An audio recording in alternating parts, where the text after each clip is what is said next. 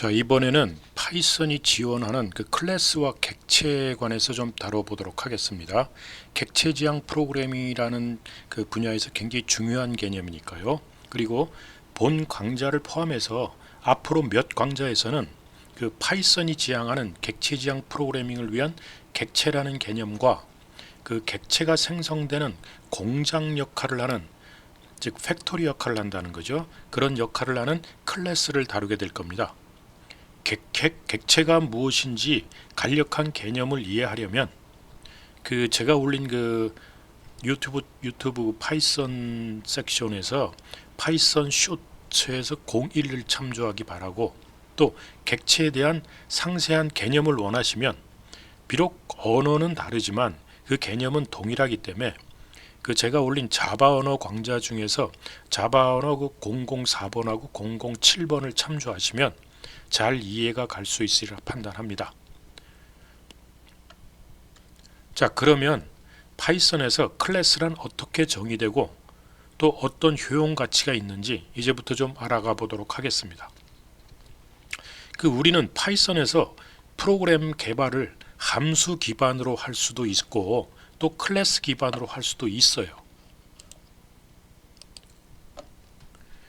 그래서 이렇게 클래스 기반으로 할 수도 있고 그 함수 기반으로 할 수도 있는데, 이런 것이 파이썬 설계자가 유도한 그 자유도 향상을 위한 것이라면 그렇다고 생각할 수도 있겠지만, 개발자로서는 갈등의 요인이 될 수 있어요.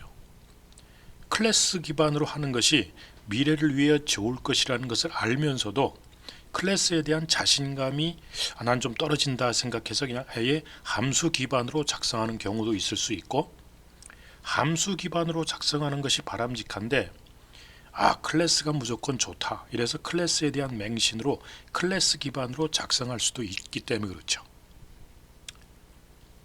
그래서 이 우리가 어떤 경우 좀 파이썬 그 클래스로 하고 어떤 경우는 함수로 해야 될 것인가, 이런 것들을 한번 간단히 짚어보고 넘어가도록 하죠. 자, 우리가 파이썬 프로그램 개발을 할 시 아까도 얘기했지만 두 가지 관점에서 우리가 시작할 수 있어요. 하나는 함수를 기반으로 할 수도 있고, 다른 하나는 클래스를 기반으로 하는 거죠. 그래서 보통 이 함수를 기반으로 하는 경우는 그 단기적 프로그램 개발, 이게 다른 말로 여기서 이제 단기적이라고 그러지만 이제 전술적이라고 그러죠. 전술적 측면에서 그 어떤 실제 적용하는 케이스, 실제 적용할 경우에 그 전술적 측면에서는 함수나 기타 파이썬이 제공해주는 빌트인 기능하고 파이썬 자료 구조, 이런 것들을 사용해서 하는 게 바람직하다는 거예요. 그러나 이제 장기적인 관점의 프로그램 개발, 즉 스트래티직 모드라고 그러는데, 이런 건 우리가 전략적이라고 그러죠. 보통 그 전략적 측면에서는 그 클래스 기반의 장기적 관점을 보고 프로그램하는 것이 괜찮습니다. 그래서 이 클래스 기반의 OOP 기법을 사용하는 것이 이렇게 하려면 상당히 잘 짜여진 계획을 기반으로 이루어져야 돼요. 이 클래스를 만든다는 것 자체가 상당히 많은 생각을 해야 되기 때문에 그래요. 그리고 이런 클래스가 만들어지면은 리유저빌리티, 즉 재사용성이라든지 유지 보수, 그 메인테너빌리티, 그리고 이제 그 확장 변경성, 이런 것들이 잘 고려되면서 클래스를 만들어야 되기 때문에 그래요. 그리고 클래스가 잘 만들어지면 이런 것들이 굉장히, 이런 특성들이 굉장히 뛰어납니다.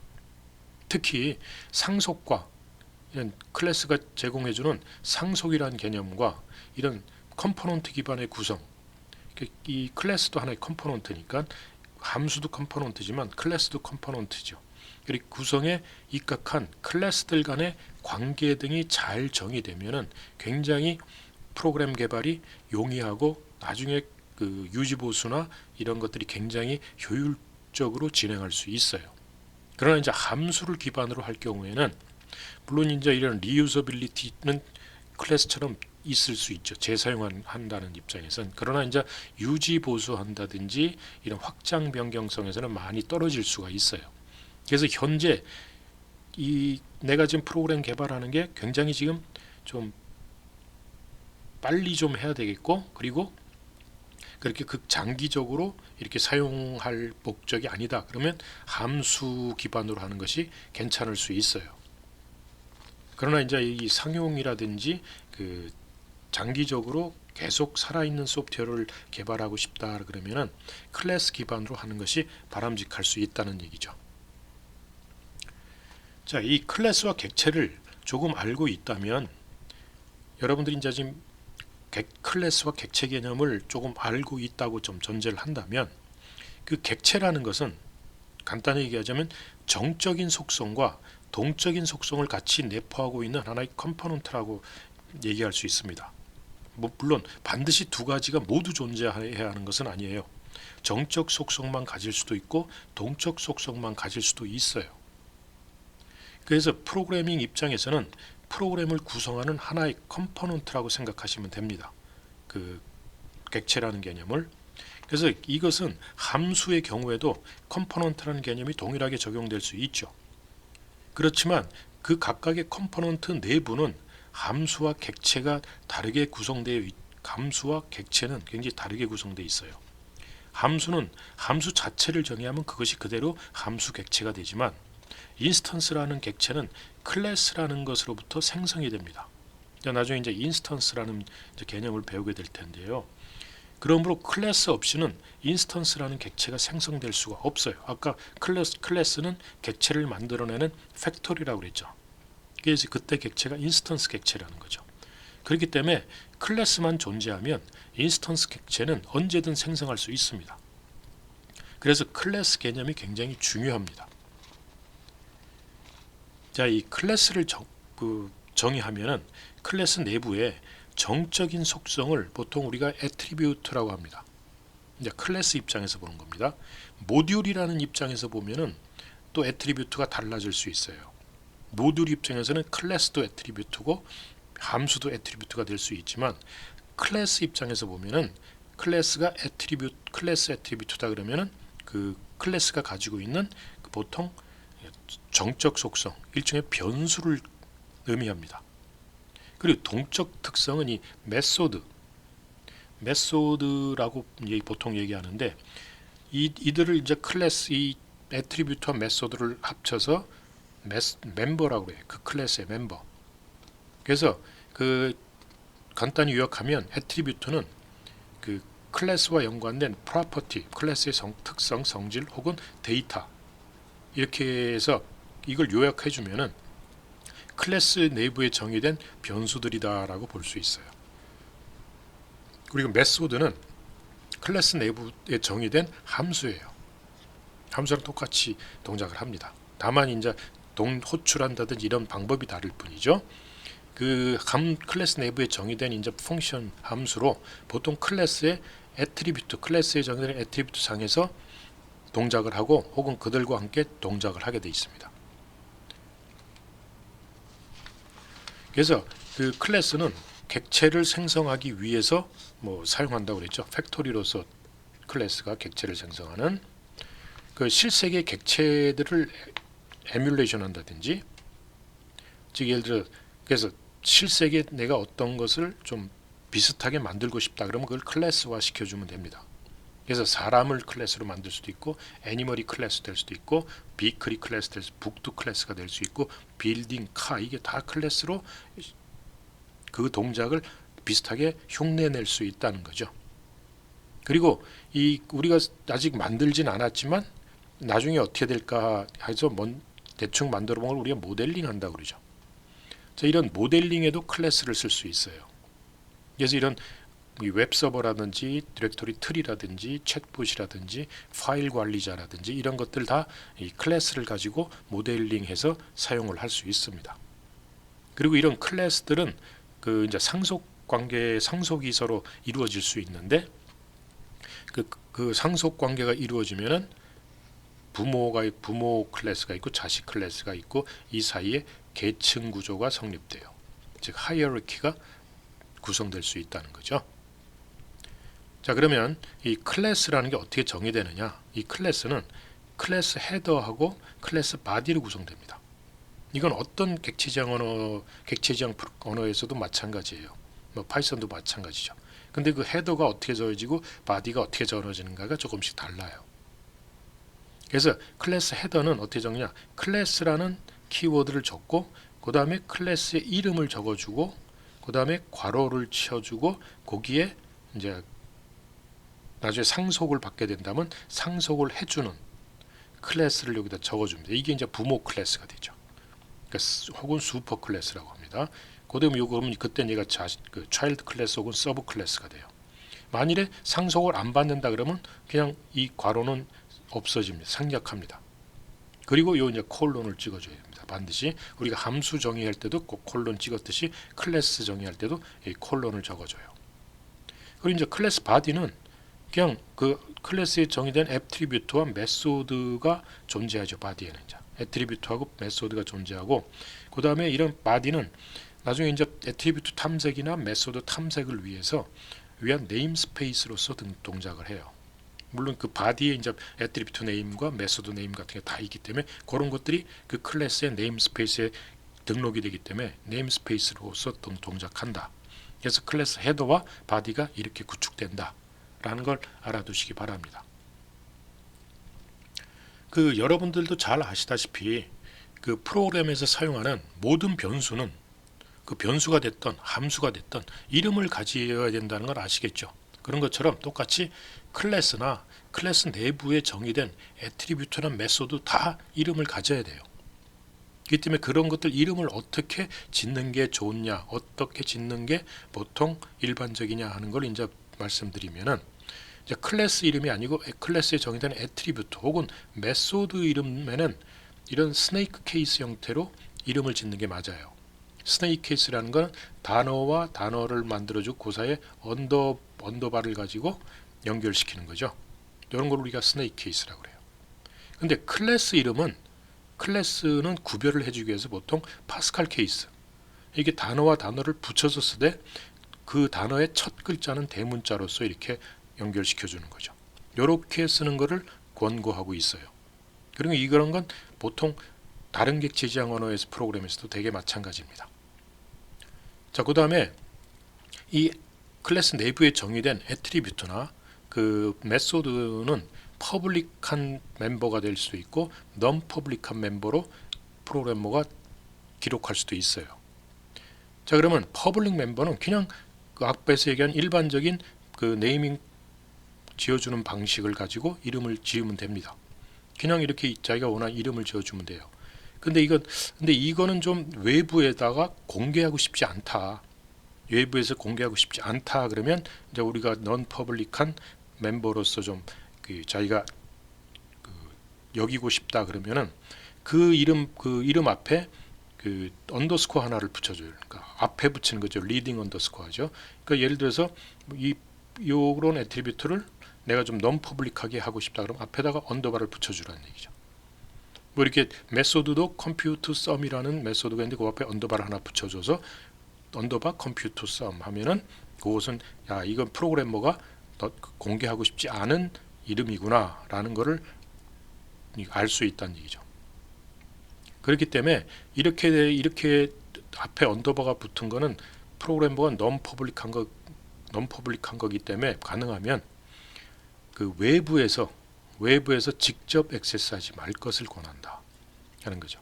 그래서 이런 non 퍼블릭한 멤버를 액세스하게 하려면은 보통 이제 getter 메소드 혹은 setter 메소드라는 그 액세서와 그 뮤테이터라고 그러죠. 보통 그래서 그 내부에 있는 애트리뷰트나 메소드를 호출하거나 그 애트리뷰트 값을 얻고 싶을 때 getter 메소드를 사용하고 저장하고 싶을 땐 메소드를 통해서 그 setter 메소드 이런 걸 통해서 그 애트리뷰트를 읽거나 저장해라는 얘기죠.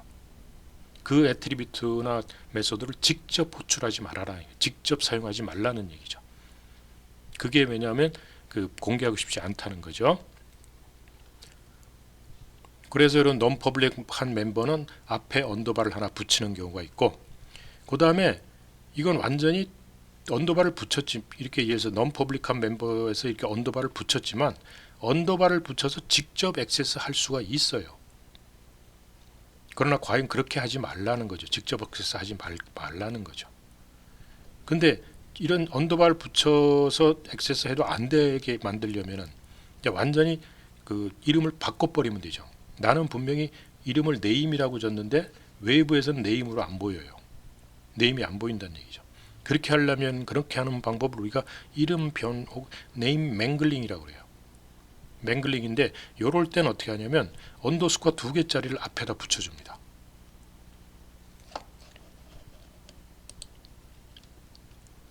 이렇게 앞에다가 언더스코어 2개를 붙이면, 즉 리딩 더블 언더스코어죠. 요걸 붙여주면은 그 이름이 변형됩니다. 파이썬이 바꿔버려요.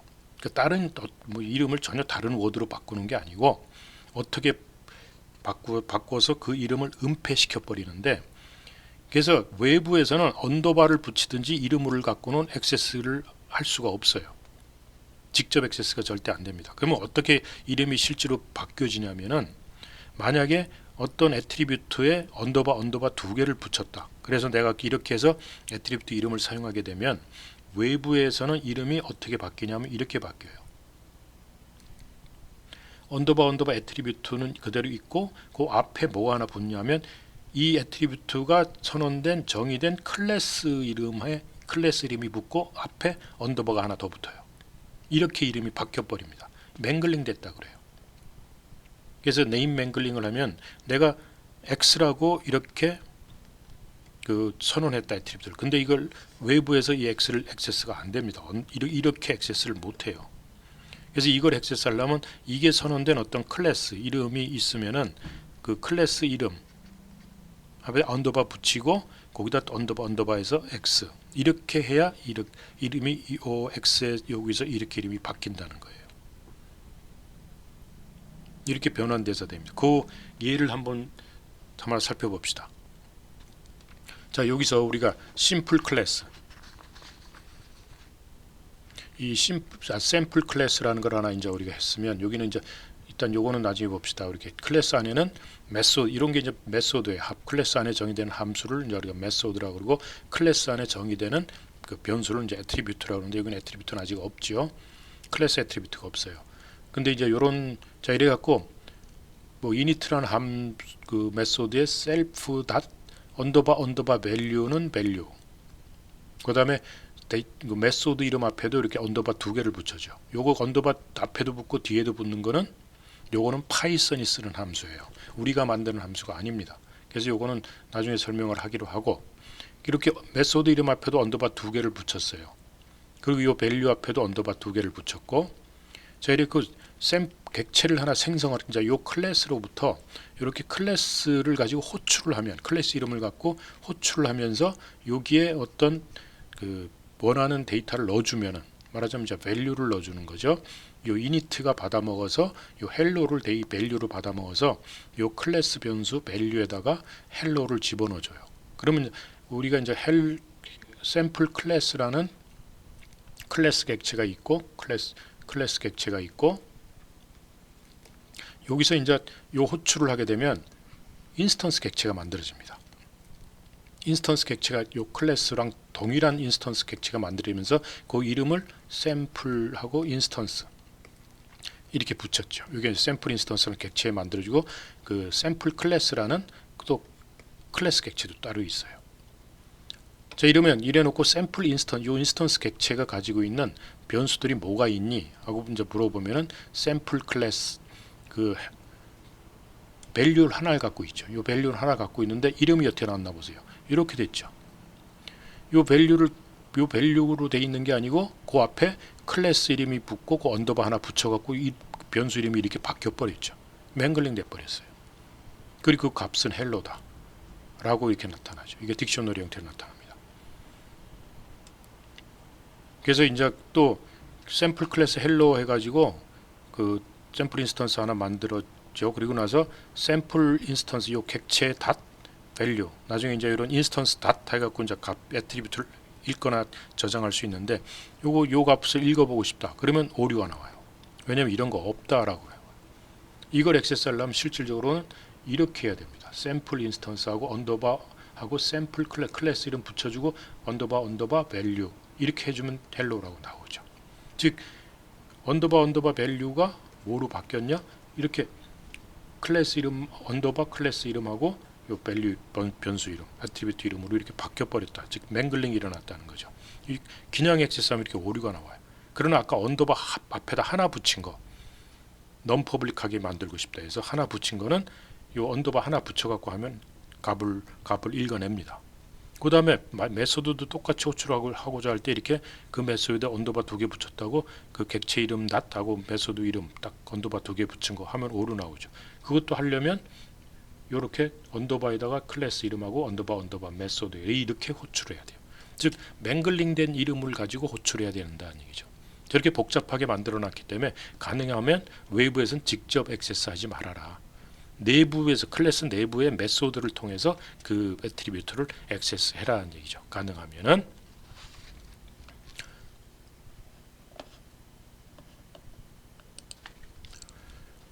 그 다음 강의에서는 요 애트리뷰트 같은 거나 혹은 메소드 이런 것들을 어떻게 이 탐색을 하는가, 탐색하는 그 과정 방법을 알아보도록 하겠습니다.